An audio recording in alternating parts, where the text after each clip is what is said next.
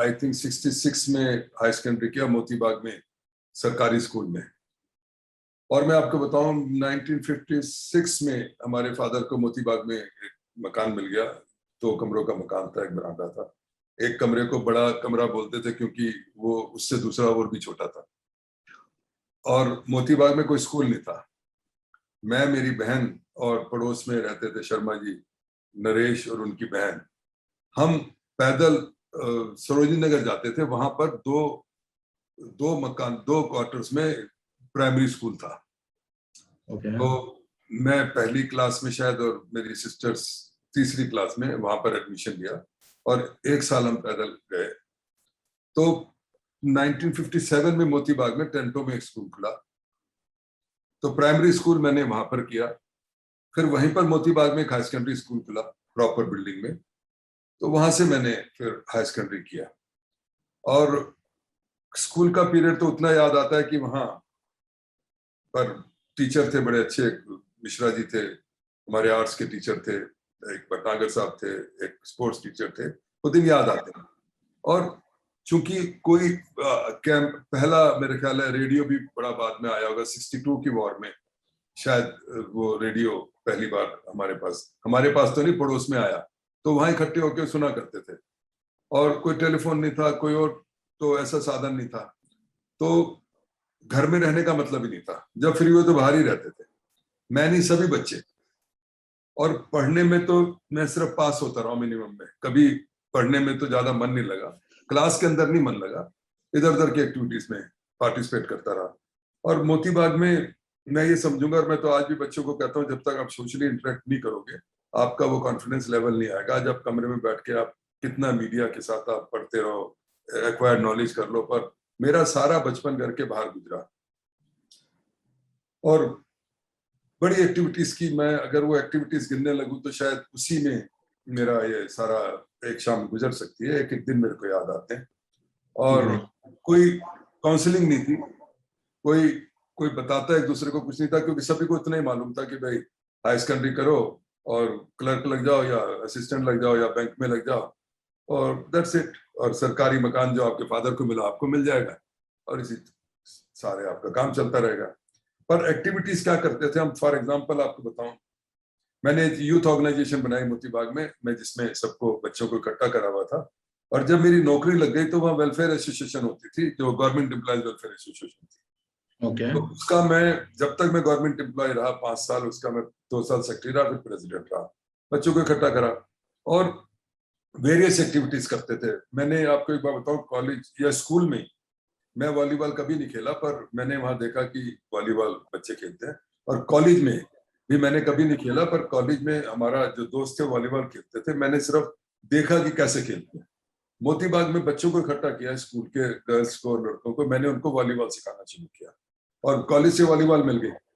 और आपको मैं बताता हूँ, 10 साल मोती बाग स्कूल की, हाई सेकेंडरी स्कूल की मोती बाग की टीम पूरी दिल्ली में वॉलीबॉल में चैंपियन बने, लड़कियों की टीम चैंपियन बनी। और 3 बच्चे तो मेरे को याद है जो स्पोर्ट्स कोटे में सरकारी नौकरी में लगे मोती बाग से। मतलब आप सर प्लेयर की जगह सीधा कोच ही बन गए। हाँ, यस, वॉलीबॉल मैंने उनको सिखाई। उसके अलावा हम, जैसे दशहरा होता था, हम रावण बनाते थे अपने हाथों से और वहां दशहरा बनाया करते थे। मुझे याद है कि पैसे तो ज्यादा होते नहीं थे, 2-2 रुपए हम इकट्ठे करते थे घरों से, कि 2-2 रुपए इकट्ठे करके, और अगर आपको बड़ा अजीब लगेगा, सच ही है कि छतों पे वो बांस के डंडे लगाकर उसमें एरियल लगाया करते थे। हम सारे बच्चों को छत पे चढ़ाकर एरियल और कहीं से बांध के डंडे निकाल लाए वहां से, और उनको काट काट के हम वो उसमें कागज लगा के रावण बनाते थे। और आप ये समझ लो कि 69 या 70 में हमने वो पहला वहां दशहरा बनाया, और उसके बाद अभी 2 साल तक वो दशहरा लगातार मोती बाग बी ब्लॉक में बना। और वो मतलब समझ लो 30, 35, 40 साल। इसी तरह क्या करते थे, वॉलीबॉल का टूर्नामेंट मैंने कराया मोती बाग में, पूरे दिल्ली से इकट्ठे आ जाते थे। और क्या करते थे, उन दिनों सिनेमा हॉल तो बड़े कम थे, तो मोती बाग में जैसे हमारा ग्राउंड था, उसमें वो कनाते लगाकर हम 5 रुपए 10 रुपए टिकटें लगाकर वहां सिनेमा कराया करते थे। वो प्रोजेक्टर किराए पे मिल जाते थे, लोग मिल जाते थे, और हम वहां पर पिक्चरें चलाया करते थे। और उसमें 400 रुपए 500 रुपए ऐसे इकट्ठे हो जाया करते थे हमारे, और उससे फिर हम वो क्लब की एक्टिविटी चलाते थे। तो मैं जितना भी गिनूं शायद उसी में ये टाइम निकल जाएगा। तो मोती बाग में तो बड़ा अच्छा टाइम गुजरा। अगर आपको ये फोटो दिखा सकूं, ये जो है रावण, ये मोती बाग है जहाँ रहता था मैं, ग्राउंड जो है। ओके, ये अगर आपको, काफी बड़ा रावण है सर। हाँ, ये तो बहुत बात का है, जब मैंने बनाना शुरू किया जब तो छोटा रहा होगा। ये देखिए, अगर आप ये देख रहे होंगे स्टेज, हाँ जी, हाँ जी सर। पीछे जो है, एग्जैक्टली पीछे जो है, यही मेरा मकान था। यहाँ पर मेरा बचपन 56 से लेकर 82 तक मैं यहाँ पर रहा हूँ इस मकान में। ओके। ये पूरा जो है इत्तेफाक से फोटो है। ये देखिए, ये यहाँ पर हम लगातार जो है अपनी, पीछे के जो है। अच्छा, इसी तरह वहां पे वॉलीबॉल के टूर्नामेंट कराना, मतलब दुनिया भर की स्पोर्ट्स डे कराना, एक्टिविटीज में हम लगे रहे। और कैसे वो बचपन गुजरा। पैसे तो ज्यादा होते नहीं थे, पर कभी ऐसा भी नहीं हुआ कि पैसे हमारे पास नहीं है।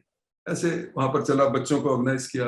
और सबसे अच्छी बात यह कि वहाँ इतना अच्छा माहौल था कि कभी भी लड़के और लड़कियों में कभी कुछ शिकायत नहीं आई कि किसी ने लड़की को छेड़ दिया या कुछ कर दिया। बहुत अच्छा माहौल वहाँ मोती बाग में रहा। और आज भी आप विश्वास करेंगे, क्योंकि सरकारी नौकरी में तो लोग रिटायर होकर चले जाते हैं, और बहुत से बच्चों को नौकरी नहीं मिली तो वो अपना काम करने लगते हैं।